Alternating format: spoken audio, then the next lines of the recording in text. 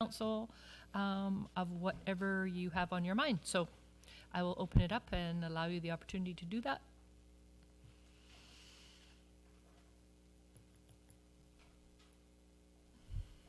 Second call, if there's anybody wanting to speak to council at this time. Then we'll move on with the agenda. Mayor's message, just welcome. This is the first meeting, or no, second meeting of January, but my first meeting. So I don't have anything at this point. I think February is going to be a bit busy with a few things that are coming up as far as activities and that sort of thing. Anybody else from council got events or whatever? Councillor Day? I just wanted to mention, and you'll probably twig when I talk about it because you were there too. The mayor and I both attended the opening of the Chichamista Community Theater presentation at Royal Bay High School, and talk about an amazing experience they put on Our Town. There was such a high quality of performance. It was really amazing to watch. An excellent production, and so I would really recommend to members of the public who might be interested in some entertainment of an evening to check out what they're doing next. I understand they're going to be doing something more musical, their next presentation, and it was truly amazing. There was not one line forgotten, not one foot put wrong. It was a fabulous presentation. And I echo that. Thank you. Moving on then, folks, adoption of minutes for the regular meeting of council January the 11th. Move adoption, Your Worship. All those in favor? Opposed? Motion carried. Receipt on a number of minutes before us. Emergency planning November 17th, finance and admin November 16th, planning and land use December 15th, and protective services November 18th. Second. All those in favor? Opposed? Motion carried. Presentations, we do have, I hope, in the audience, somebody representing the Canadian Union of Postal Workers, Local 850, with us. If you would like to step to the mic, and welcome. And you're not John Anderson.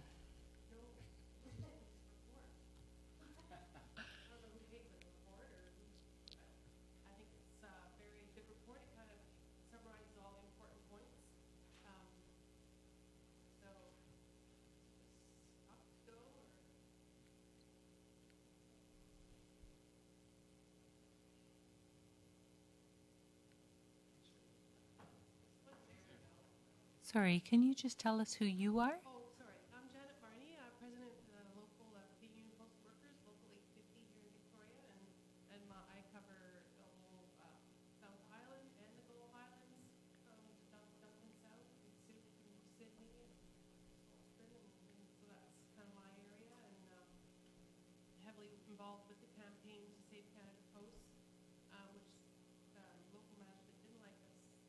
Didn't like that kind of take on it. It doesn't need saving. It's kind of ironic that it doesn't need saving because it's making millions of dollars. And so we're into phase 2 of our campaign, just to go out and talk to communities and local councils about endorsing these resolutions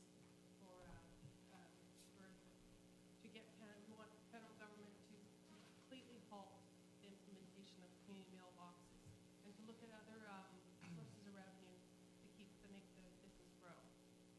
So what we have here is postal banking is a good source of money-making revenue source in European countries. So we thought I present that to you tonight. So in Canada, millions of people don't have a bank. A lot of people live paycheck to paycheck, and in 2012, I just kind of briefly go through these points. 80%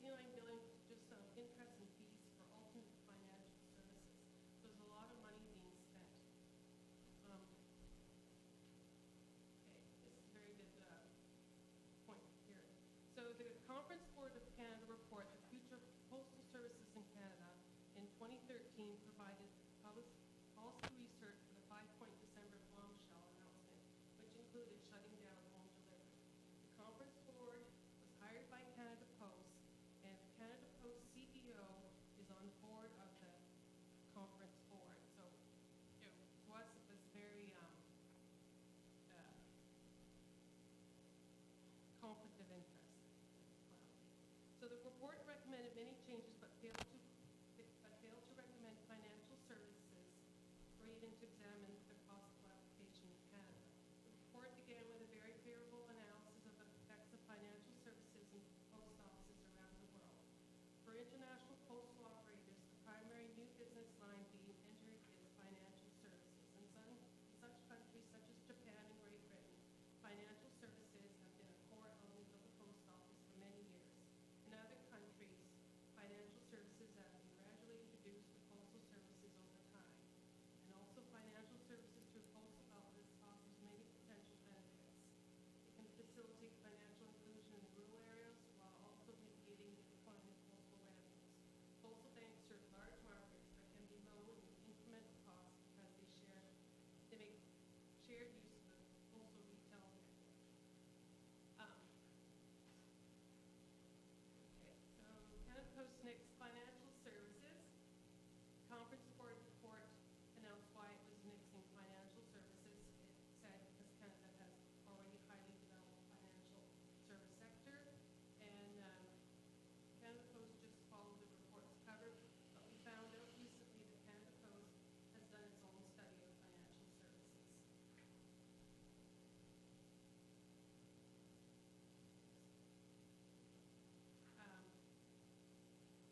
And why do we need postal banking? Because the banking system doesn't serve everyone, the existing banking services, and we need to find other sources of revenue for the post office. Because I believe that increasing prices and reducing services is not a good business strategy. And there's widespread support for postal banking in Canada. Three CEOs of Canada Post, past presidents Michael Warren, Andre Ouellette, and Moya Green, two now CEO of Royal Mail in Nova Scotia. And there was also a secret report done by Canada Post that was discovered, and there was, I think it was over 800 pages that were redacted, and on one page it says it would be a win-win strategy. So Canada Post did its own report, and also opinion poll showed that 2/3 of people support postal banking. And why it would work in Canada? It works in other countries. It has worked here in the past. Banking is a very profitable industry, and Canada Post has the workforce now and the infrastructure to deliver financial services. And the legislation is already in place, and it's been there since 1867.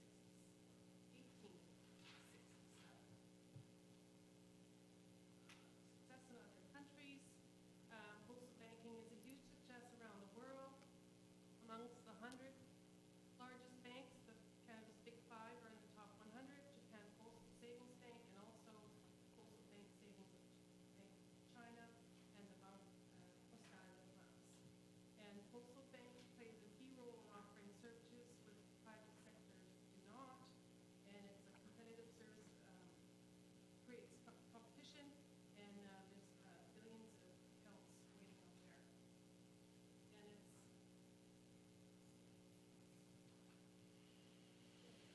And it's this chart kind of shows you countries that are displayed there, and the percentage of profits. Switzerland has 71% of the revenue come from postal banking. New Zealand, EU Bank, 70% of profits. So it shows some of the big countries, Europe, how it's very successful. History of postal banking in Canada. We've had the oldest postal banking from 1868 to 1968. It was instituted just after Confederation in 1867. Like I said, the legislation is still there. You don't have to go and reinvent the wheel. It's already there. And then it disappeared in 1968. And also there's over 2,000 communities across Canada that have no bank. A lot of the banks, even up on the north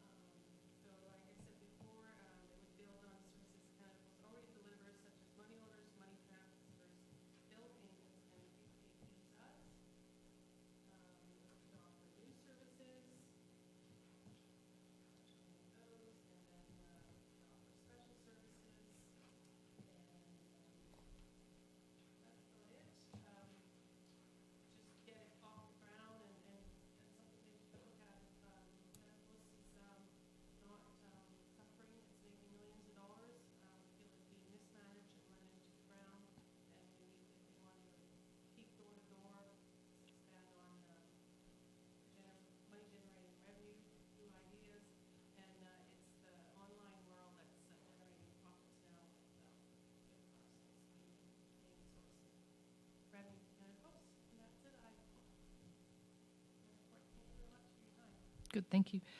Our next item of discussion is actually the letter that was written, and so you'll be available if council has any questions, perhaps.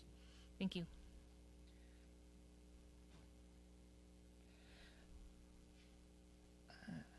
So that's the one presentation. Moving on into correspondence requiring direction, 5.1 is the letter from QP Local 15 in regards to two resolutions that they've included there for us, Council.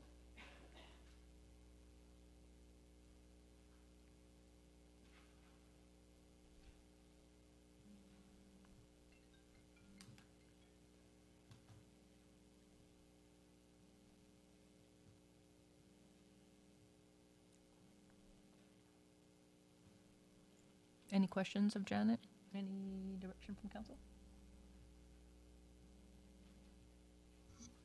I'll just say that I'm very glad that we have home delivery in many areas of our community. So I'm happy to see that they are looking to find new ways of affording to maintain their services. Anybody else? I'll move receipt. Seconder, please. Discussion further? Call the question. All those in favor? Opposed? Motion carried. Thank you. Janet, thank you very much. Item number 5.2, letter from CRD in regards to CRD on-site wastewater management program and the results of the first independent 5-year review, years 2009 to 2013. We do have a letter here, but we also have two members of the CRD here with us if there's any questions from council.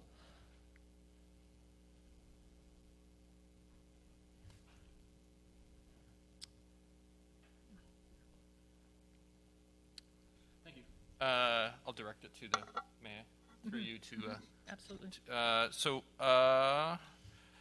Sorry, on page 19.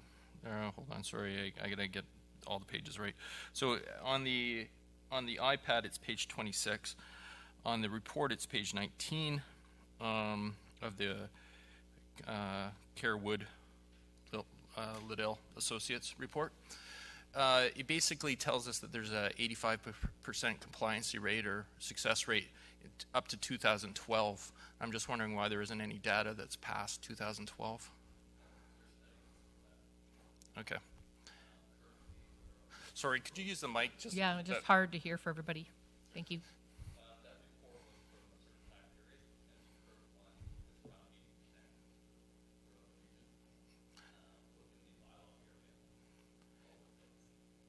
And what happens when somebody doesn't comply?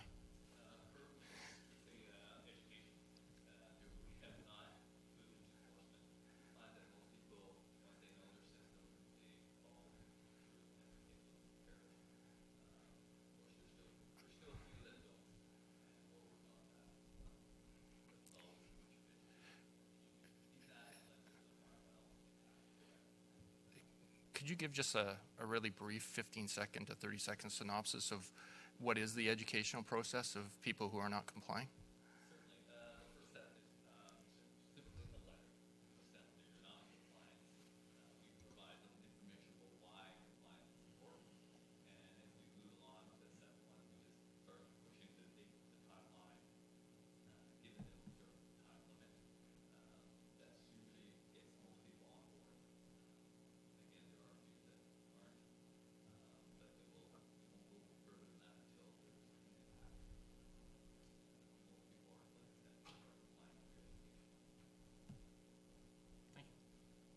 Any other questions? Councillor Day? Thank you. I'm looking, I have to get back from Councillor Martin's spot to my question. So in the report, the cost of the on-site wastewater treatment and disposal falls on the system owner to ensure a healthy and sustainable region. And I'm just wondering why we're measuring the tank rather than measuring the receiving environment. If there is a problem in our environment, should we not be identifying that rather than simply looking at whether or not our septic tanks are working properly?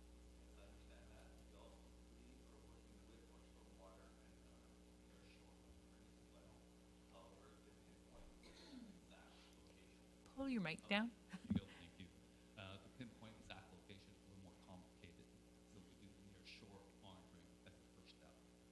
If there is something breaking to the surface, we work with island health to help them move along and identify what needs to be addressed.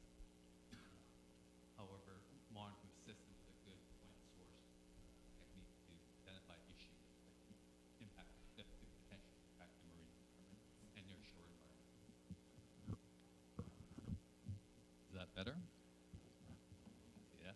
Will I get a little closer? Yeah. That's There we better. go. There. It's my proximity to the mic, I see. So again, just to recap, we do a lot of work with our stormwater monitoring program to look at hotspots, and using that, we focus our education tighter to those areas. But the near shore or the at-site treatment works, the on-site treatment works, is the best way to see whether there's something coming off the site. And can you just tell us what the annual operating cost of the program is? It's around 160,000. Let me just get the exact numbers for this year here.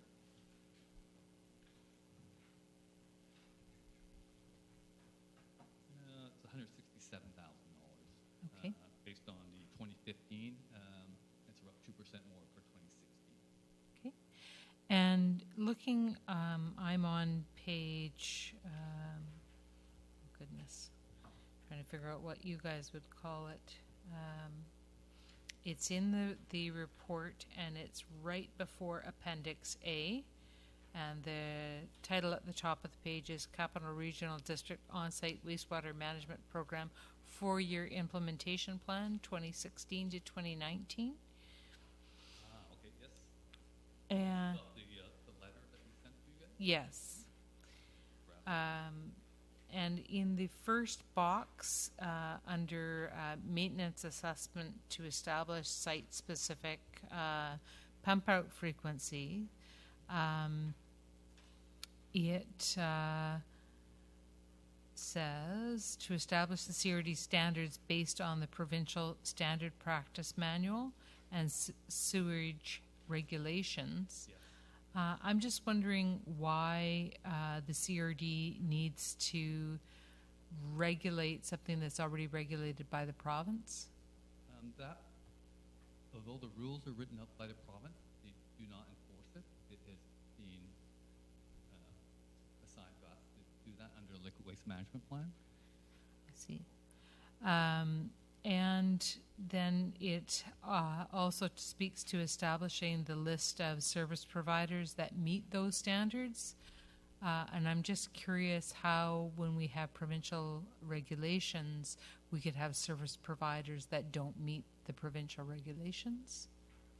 Unfortunately, that is correct. There are operators out there that, although there are standards set out, don't necessarily follow all standards. So when we want to create a list that we have an opportunity to review their work and make sure that they are currently meeting those standards, so that our consumers, our homeowners, and our businesses are ensuring that they are getting the proper work quality. Okay. And we work with the ASTT BC, which is the regulators, to make sure that these practitioners are following those guidelines and regulations. Okay.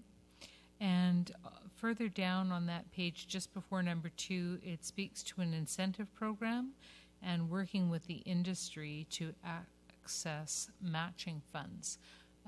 Who would that be from? These are the industry associations. So, for example, the Western Canada On-Site Wastewater Management Association is one of those organizations that have memberships here and throughout the province, that your practitioners or the route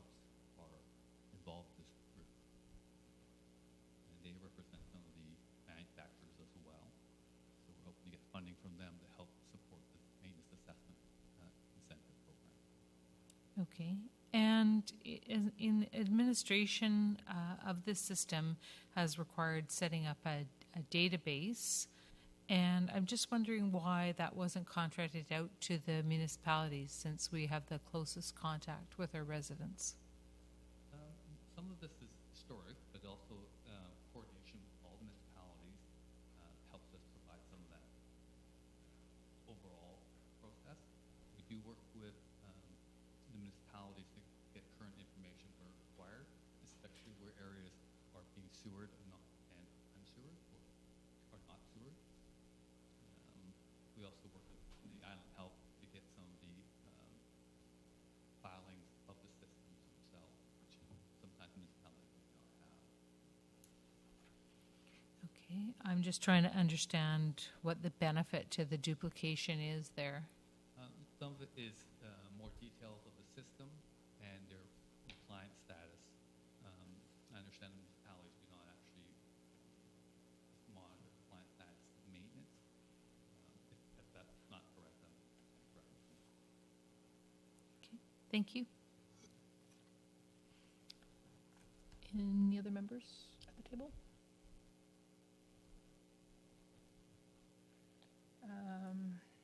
Looking for direction on the letter, please.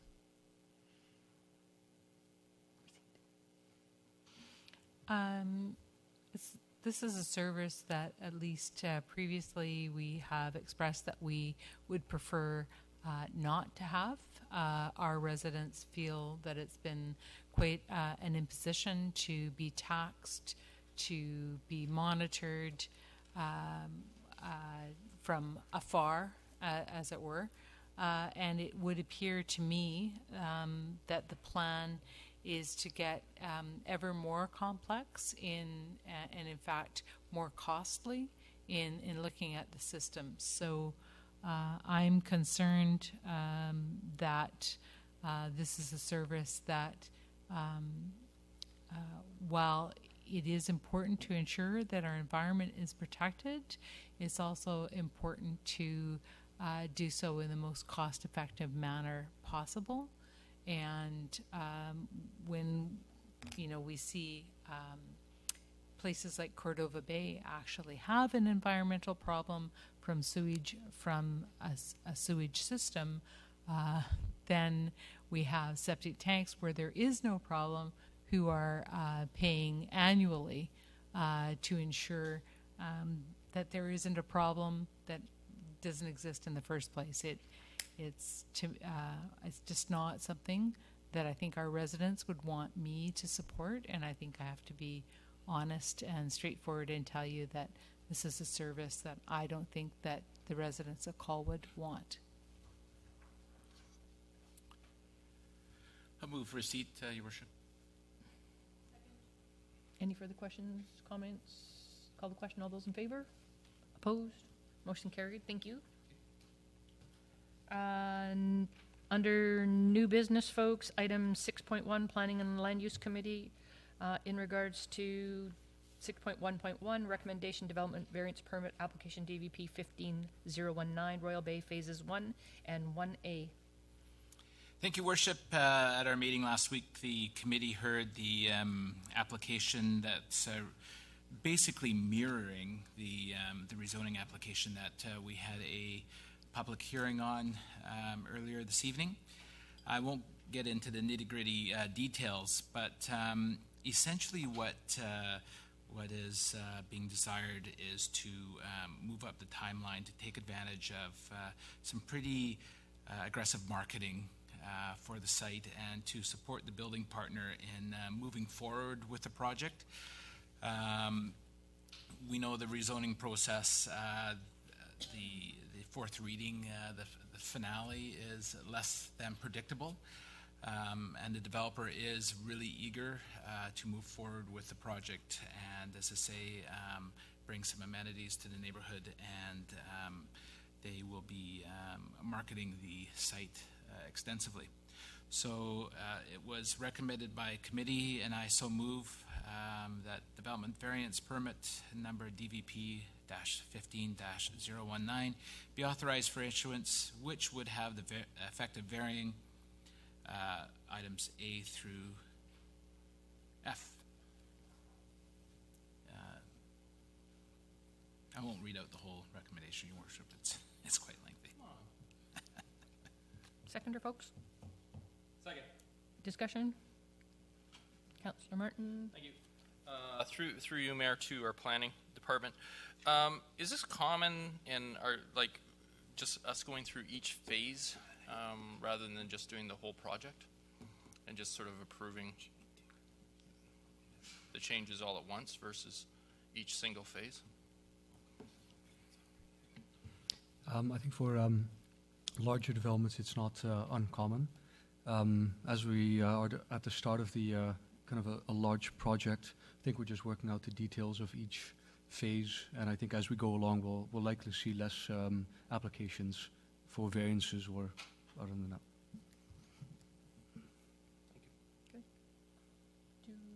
Anyone else at the table? All those in favor? Opposed? Motion carries. Item number 6.1.2, regarding retaining wall regulations, draft recommendations, and public engagement. Thank you, Worship. At our meeting last week, the Director of Planning gave a brief overview of the report, which provides an update on the development of retaining wall regulations for the City of Colwood. Staff are looking for an endorsement of the principle for the recommendation and direction to go out to public consultation with members of the public and various stakeholders, at which point feedback would then be incorporated into a recommendation, and a further report would be brought back to the Planning and Land Use Committee prior to the finalization of draft regulations. In the process, a number of different municipalities' regulations and mechanisms have been looked into and taken into account. Our consultant that drafted the regulations, proposed regulations, gave us a brief overview, noting the maximum height recommended for retaining walls in the city be 1.2 meters, which is consistent with the Lower Mainland, as I understand it. And if applicants wish to go over that height, they would need to apply for a development variance permit. The consultant also noted that multiple retaining walls would be required not to project over a 45-degree angle, and fences placed on top of retaining walls would have to have a maximum height of 1.2 meters. So we did have quite a good discussion at committee. We had some presentations from members of the public that raised a number of good points, and I know the consultant who was in attendance made a number of notes, as did staff, so we're expecting that some of the recommendations might come back slightly tweaked. But I guess the point of these regulations is simply to address and prevent some of the issues that we've encountered in different projects within the city that we have been receiving a significant amount of feedback on, and rightly so, from residents. So this is a good first step. As I say, staff envision going out and meeting with the public by having an open house, collating the comments from that open house, updating information on the website, and allowing residents to further provide additional input into the recommendations, and then staff and the consultant will bring back a new recommendation based on that feedback. So I'm pretty optimistic it's a good first step. And so this recommendation solely deals with the moving forward on the principle of retaining wall recommendations. So there is a recommendation before us made by committee, and I so move. Again, it's lengthy, so I won't go ahead and won't read it. Comments, questions, Councillor Martin? Thank you. I'm looking at the report I'm looking at, and maybe it's there's a different one out there, but it doesn't look like there's no signatures on any of this. So I don't know if, for example, has finance reviewed this, and are there financial implications to a retaining wall readjustment, and where are we going to find the money for the stakeholder and public review of this? I'll direct that to anybody who wants to answer. We have staff sitting. Your Worship, are we talking about the report that went to Planning Committee? Oh, in the recommendation. Yeah, yeah. We did, take a quick look at the financial implications in the planning report, and I believe the report was reviewed by the finance department. We foresaw the costs associated with the public outreach to be, part and parcel with our everyday work and planning, and it would be incorporated into the general budget. We're hoping to have an online component to the outreach as well that would be hopefully cost effective in terms of reaching people.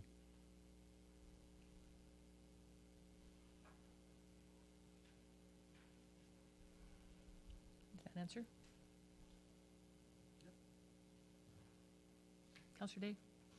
Thank you. I like the report very much, and I just wanted to comment on the height of fences on top of the walls being limited to 1.2 meters or 4 feet, because I feel that's a very good first step, and I like the diagrams in the report, so I think it's a good, it puts a good vision of what we think we could do to regulate retaining walls while still allowing for the variance permit process to take place should it need to, with that extra investigation that would accompany that. And so I think it's a good first step. Anyone else at the table? Do we have a mover and seconder on that one? Yep. We're good? All those in favor? Opposed? Motion carried. Moving on then out of planning and land use into protective services, 6.2.1 in regarding to declining tree health on the Colwood Fire Department property. Councillor? That would be me, I think. Fire Chief Smith gave us a overview of his report regarding the health of the trees on the fire department property at 3215 Machosen Road, and they have been numbered starting back in 2007 during a thorough analysis that was conducted by arborist consultants, and there has been a recent review of that report. Some trees have done better and some have done not as well as we had hoped. And so in evaluating the potential risk to people and property, there is a recommendation that some tree work be done. And I would so move that the fire chief be authorized to move forward and engage in contract with Cedar Grove Tree Service to have them remove tree number 811, which is depicted in the report in the pictures, have the stump ground to below grade, and have the dead wood removed from the canopies of tree numbers 688 and 689 at a cost of $1,075 plus tax, and that the wood remaining from the tree removal be sold to the highest bidder, with the proceeds of the sale applied to offset the budget used to expense the cost of the removal, and that the fire chief continue to monitor the health of tree number 723 to determine its longevity. Second. Comments, questions? Councillor Merton? Where are we getting the money from?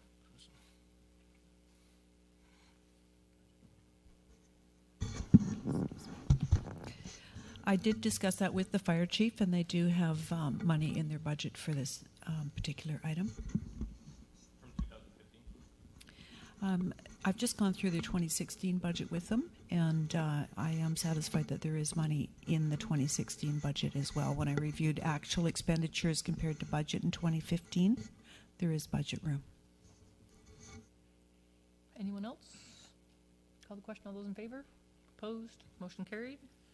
Item 6.3, Finance and Admin, recommendation on the 5-year financial plan preparation timeline. Are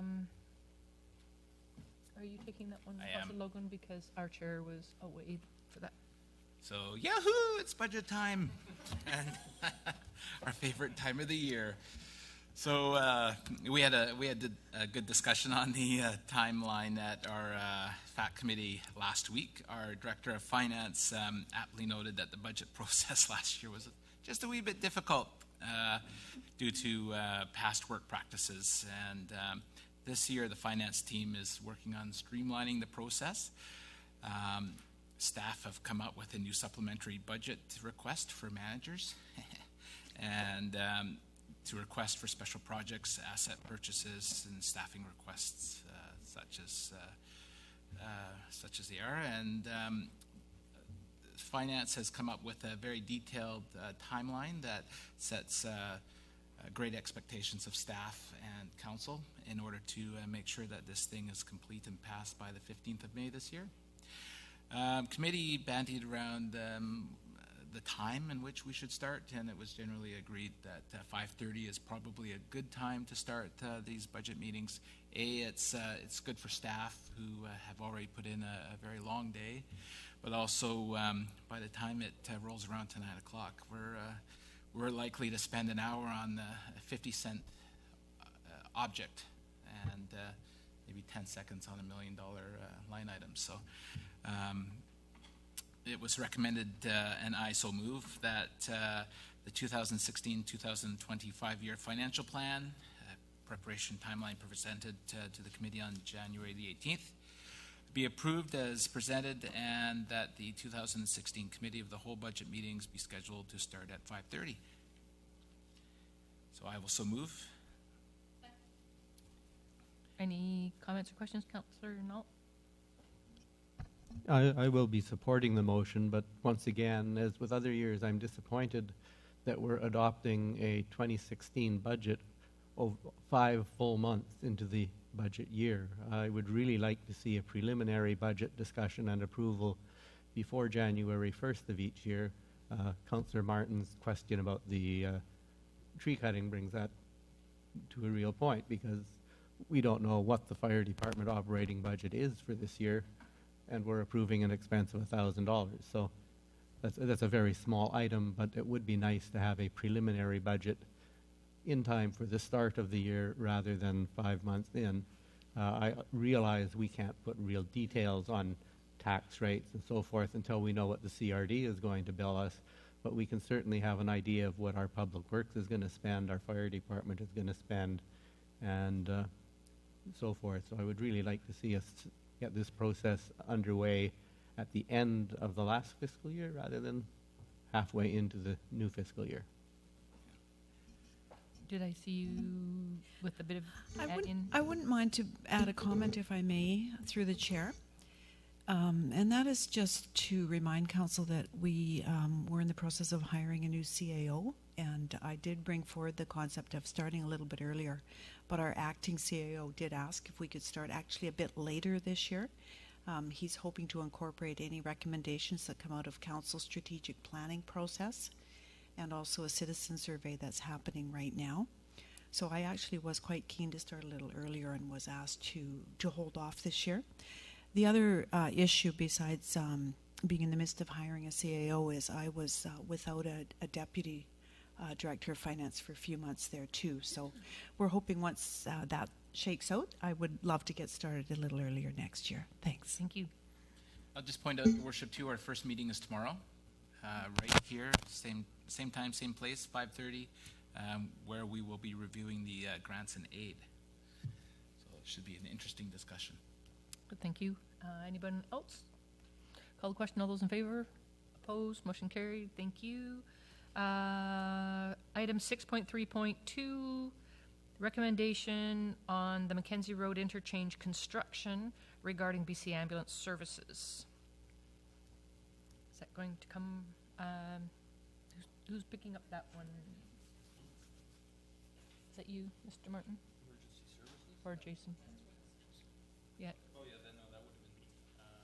But I didn't attend. Didn't attend? Nope. But Can you lead? I can't. Well, no, not really. Protective Services, can you lead? Happily lead.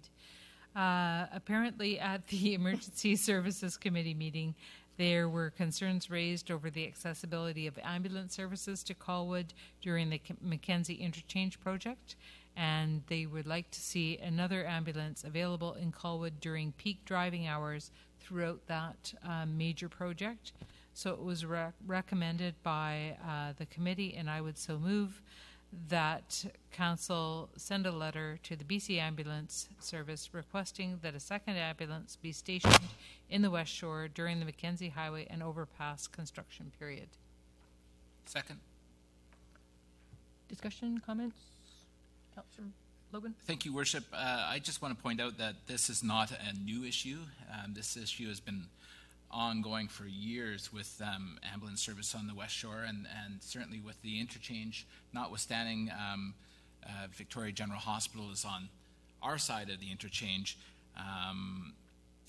Ambulance service can be challenging, and I'd rank us up there with the likes of Maple Ridge, who have been having significant issues with providing ambulance service because of its location and the lack of resources. So, perhaps with the overpass being constructed, BC Ambulance will realize the need. Is it me? No, it's something with our microphones. Staff take note. That's it. Anyone else? Oh. All those in favor? Opposed? Motion carries.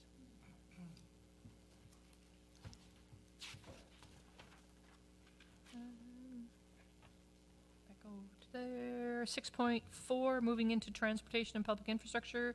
6.4.1, report regarding CRD Regional Trails Management Plan, Galloping Goose Trail implications. KPI. Councillor Knoll? As this never came before committee, I will be referring this to the deputy engineer. Emmett? Thank you, Chair. Yes, the Regional Trails Management Plan, the draft plan, was sent to the city approximately 4 weeks ago. It was just before Christmas, actually. And we had a look at that and realized that there are some key desires of council as represented in the Transportation Master Plan that we're missing. And so this report is coming forward to you in order to address those issues so that we can get council direction to write a letter to the CRD asking to have these issues included in the final management plan for the regional trail system. Those issues are obviously the Galloping Goose Trail overpass. Council met with the minister at UBCM, and I think there was some pretty good progress made on that one. And of course, it's very important to actually have that in their plan because that helps them to address funding for various items. So the Galloping Goose Trail overpass is one of the items. Also, from the transportation plan, paving and low-level lighting on the Galloping Goose Trail in the urban section, or what will become the urban section between Whale Road and Aldine Road, would be very useful. And that, again, as I say, is also recommended in the Transportation Master Plan. And then also we felt that trail users would benefit from the redesigned and signalized intersection at Whale and Wilford Road, which is something that is on the books for the 2016 budget, which was in the 2015 budget and put forward in the 5-year plan, which guides us in future years. So the recommendation is fourfold, really. One, that we'd like to have council direct staff to write a letter to the CRD Parks Department indicating desire to have the projects of the multi-use trail overpass across Island Highway in the city's downtown core, the paving and illumination on the trail between Whale Road and Aldine Road, and a redesigned and signalized intersection at Whale Road and Wilford Road included in the CRD Trails Management Plan. And also, if we are able to, or if we're going to be able to apply for a grant for the Galloping Goose Trail overpass, we need to know how much money to apply for. And the only way we're going to get that is if we could get direction to proceed with a feasibility study for a multi-use trail overpass across Island Highway. And we have an estimate that that would be less than $12,500 to get that feasibility. And what that would give us is a few different options and the cost for those options. So with that, turn it back.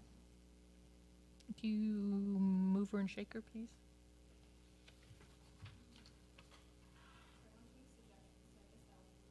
Mm-hmm. Loha? Thank you, through your worship. So I very much support writing a letter to the CRD. However, I would like to make a suggestion that we focus on one of the three things, that being the Galloping Goose Trail overpass across the Island Highway in the downtown core. All three of these things are not a priority in the trail management plan that the CRD has. So I think if we can focus and emphasize on one, that would be the best way to go. In the report, the CRD quotes that they want to work with municipalities to improve safety at road trail crossings and where trails are on street and create links between the regional trails and key regional destinations. So I would argue that our downtown core will be a key regional destination and that the Galloping Goose overpass over the Island Highway falls directly under this category. And that being that in the report says that the Galloping Goose is 55 kilometers long, and that is the only major gap. Yeah, so with that, I would suggest that we just focus on the one. Thank you. Any other members of council? Councillor Day? Thank you. I think, of course, if all three of these bulleted items were done, it would greatly improve the Galloping Goose Trail's functionality. But I would agree that our primary objective has to be the overpass, because that's something that we know has health and safety risks associated with it, things that have cost us in terms of bylaw enforcement hours and emergency response hours as well. So certainly I think they're laid out in what I would feel is the most important priority order that they're in right now. Anyone else? Councillor Knoll and then Councillor Martin. Just a quick question to the deputy engineer. How long would you see the report taking to get done? Through the chair, I would think that we would be looking at the end of 2017 before we would see the overpass constructed. Is that? I meant you're asking for 12,500 for a feasibility study. Right. When would you see the study done? We have a consultant ready to go on that. I would think that would happen within the next 3 to 4 weeks. And again, I will point out that council is being asked to expend money without a budget before them. I have no idea who else is asking for money from gas tax. So while I see this as an important report, again, our budget process is backwards. Any enlightenment from finance? Yes. As it is indicated here, the money was in the 2015 budget, and not all of those monies have been expended. We did bring forward a report to council in November, which basically listed all of the special projects and asset purchases. We listed what had been spent to date and versus what was in the budget. And a number of those we will be bringing forward to our first budget meeting, so you can see clearly at the end of the year what was unexpended. But there was significant monies there that were still available.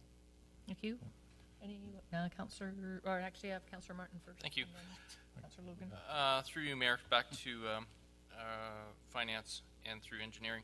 My difficulty is sort of the same issue, that I'm voting on something in isolation, and I have no idea about priorities and what we're going to be seeing in. Have we prioritized out the 2016 gas tax allocations, and has this already been rolled out into it? And I realize it's just staff's opinion of priorities, because it hasn't even come before council. So I'm having a hard time giving away 2016 gas tax money if I don't know what the allocations are. Yeah, and I'll go to staff if you got something to add on it, and I think maybe we might have a suggestion on this. Okay, thank you, Chair. I would just point out, and maybe this will address some of what Councillor Nault said as well. This is just an opportunity that's come forward in terms of a grant that we're aware of that is on the radar. It's about to be released, and it's a Bike BC grant that's fairly significant in the amount of money available. And I've been down to chat with some of the people that are in charge of dispersing these funds and approving the grants. And this is a very high likelihood of this being approved. I will also say that the grant, although the specification for this grant is that it has to be done within the year, I've talked to them about the fact that being that this is such a big priority and likely impossible for us to get done in 1 year, that they would probably allow that to be spread over 2 years instead to make it work for us. Again, it's $12,500 out of what we have, which is a very large reserve of gas tax in comparison to that amount. And so that's all I would really say about that at this point. Did that cover it? And I'm just going to throw out to council's consideration perhaps to sever the 2 points in there, because the prioritization or the addition to any priorities does have a end of January 2016 timeline to it, whereas we do have a bit more time to deal with the money aspect of the feasibility. Correct? Correct on the first point. On the second point, it's pretty tight. That's tight. Thank you, Worship. A comment in the question. The comment is we need to be grant ready. Which means we need to expend some funds to make sure that we have the applications ready to go, because the Prime Minister said he's willing to open up those pretty damn quickly. And we need to be ready if we're going to capitalize. So I'm not opposed to a relatively small expenditure, quite frankly. I think we should be doing more of this stuff, so we are ready to go. The question I had through you, Your Worship, to the Deputy Director is the paving and illumination and the redesigned and signalized intersection. They're not part of the plan right now, right? So you're just saying they ought to be in there as, hey, we want you to think about this along with, of course, the overpass. Am I reading that? That's correct. Through the chair, that's correct, Councillor Logan, although they are not, obviously not as significant a priority as the Galloping Goose Trail overpass. Right, but we don't want them forgotten either. No. So, okay, thank you. Councillor Day? Thank you. I would just point out for Council's consideration that this is a project that we did meet with provincial ministry about the priority for the Galloping Goose Trail overpass, and that there's kind of an opportunity right now to stick our foot in the door while the CRD is looking at their priorities.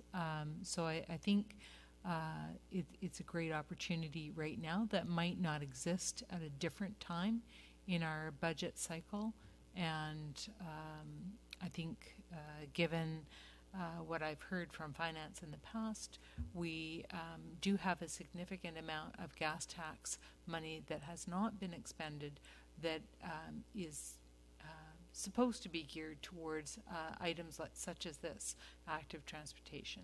And it will also be something that we would want to have a significant control over the look and feel of how an overpass was built in Colwood. So having us in control of that design and that consultation, I think, are very important.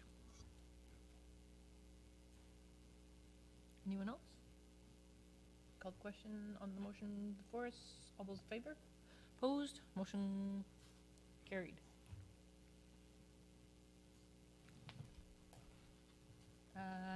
Moving into item 7.1, bylaw for third reading only, Colwood Land Use Bylaw number 151, 1989 amendment, number 150 for Royal Bay CD 1A and CD 3A. Move third reading, Your Worship. Second. All those in favor? Opposed? Motion carried. Motion to move in camera. Second. All those in favor? Opposed? Motion carried. Thanks, folks, for coming.